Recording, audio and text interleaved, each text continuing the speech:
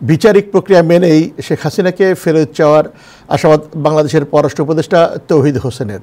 Time টেলিভিশনকে দেয়া একান্ত সাক্ষাৎকারে এই আশাবাদ ব্যক্ত করেন তিনি। বলেন, এতে বড় কোনো সমস্যা তৈরি হয়নি। এছাড়াও অভিন্ন স্বার্থেই দুই দেশ ভালো সম্পর্কে এগিয়ে যাবে বলেও মনে করেন পররাষ্ট্র উপদেষ্টা। বিস্তারিত রিপোর্টে।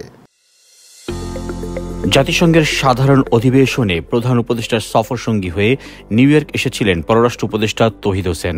বিভিন্ন দেশের সংশ্লিষ্টদের সাথে বেশ কয়েকটি মিটিংও করেছেন তিনি। শুক্রবার জাতিসংঘের সাধারণ অধিবেশনে প্রধান উপদেষ্টার ভাষণ শেষে পররাষ্ট্র উপদেষ্টা একান্তে কথা বলেন টাইম টেলিভিশনের সাথে। এ সময় সফরে বিভিন্ন মিটিংয়ের বিষয়ে কথা বলেন তিনি। দেশ থেকে সাবেক প্রধানমন্ত্রী শেখ হাসিনাকে ফিরিয়ে আনার ব্যাপারে করা প্রশ্নের উত্তর দেন পররাষ্ট্র উপদেষ্টা তৌহিদ হোসেন। এক্সট্রাডিশন চুক্তি থাকলেও যদি কোনো যেসব দেশের সাথে আছে সেটা তারা ফেরত দেওয়ার বিধান আছে, কিন্তু সেটা কিন্তু অটোমেটিক না। প্রথমত যে এক্সট্রাডিশন চাইতে হবে, আমরা তো চাইনি। এক্সট্রাডিশন চাওয়াটাও কিন্তু একটা জুডিশিয়াল প্রসেস, এবং তারপরে এক্সট্রাডিশন চাওয়ার পরে দেওয়াটাও কিন্তু একটা জুডিশিয়াল প্রসেস আবার ওই দেশে। কাজে আমাদেরকে সেগুলি মনে রেখেই এই পর্যন্ত এই ব্যাপারে বড় কোনো সমস্যা সৃষ্টি হয়নি, কোনো বড় কোনো অগ্রগতিও হয়। এ সময় ভারতের সাথে বাংলাদেশের সম্পর্ক সমুন্নত রাখার বিষয়েও কথা বলেন পররাষ্ট্র উপদেষ্টা তৌহিদ হোসেন। আমাদের পক্ষ থেকে তো আমরা এটা খুব স্পষ্ট যে আমরা ভারতের সাথে ভালো সম্পর্ক চাই, কারণ আমাদের প্রতিবেশী এবং আমাদের অনেক স্বার্থ জড়িত। আমাদের লোকজন যাতায়াত করে, ব্যবসা বাণিজ্য আছে, পানির ব্যাপার স্যাপার আছে। কাজে আমরা ভারতের সাথে ভালো সম্পর্ক চাই, এবং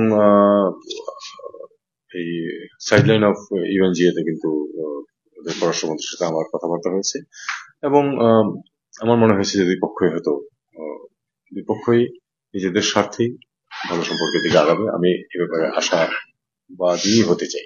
বাংলাদেশের জঙ্গিবাদের পুনরুত্থান নিয়ে ভারতের মিডিয়া বাংলাদেশের বিরুদ্ধে অপপ্রচার করেছে বলেও মন্তব্য করেন তিনি। দেখুন, ভারতের মিডিয়া তো যদি বিশ্বাস করতে হতো তাহলে তো মনে হলো যেন বাংলাদেশ জঙ্গিবাদীদের হাতে চলেই গেছে, এরকম একটা মিডিয়া হাইপ তারা সৃষ্টি করার চেষ্টা করেছিল। আমি আশা করি যে এই ব্যাপারে সবাই খুব নির্মোহ দৃষ্টিতে জিনিসটা দেখবেন। বাংলাদেশে যে ছাত্ররা যে বিপ্লব সাধন করেছে তারা কি জঙ্গিবাদী? তারা তো বুলেট ফেস করেছে দাঁড়িয়ে, তারা তো গুলি করে মারে নাই কাউকে। কাজেই এটা এক ধরনের একটা মিডিয়া ক্যাম্পেইন বাংলাদেশের বিরুদ্ধে চলতেছে, যারা বাংলাদেশের এই পরিবর্তনকে ভালো চোখে দেখে নাই। তাদের একটা প্রয়াস এটা। আমি মনে করি না যে এটা আমাদের জন্য কোনো বড় কোনো সমস্যা। এ সময় প্রবাসীদের দীর্ঘদিনের দাবি ঢাকা নিউ ইয়র্ক বিমানের ফ্লাইট চালু, এনআইডি কার্ড ও পাসপোর্ট সেবার ভোগান্তি নিরসন নিয়েও কথা বলেন পররাষ্ট্র উপদেষ্টা তৌহিদ হোসেন।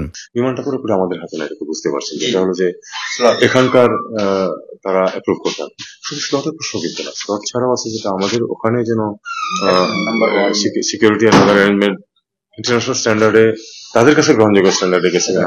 নতুন যে আমাদের যে টার্মিনাল হয়েছে সেটা যদি যখন চালু হবে, এবং আমি তো এটা আমার বিষয় না, কিন্তু আমি যতটুকু জানি সেটা হলো যে এখানে একটা রিনাউন্ড কোন একটা কোম্পানিকে দায়িত্ব দেওয়া হবে এটাকে অপারেশনের জন্য। সেক্ষেত্রে আমার মনে হয় মার্কিন যুক্তরাষ্ট্রের পক্ষে তখন সহজ হবে আমাদেরকে একটা। চয়ন Rahman, time television, new York.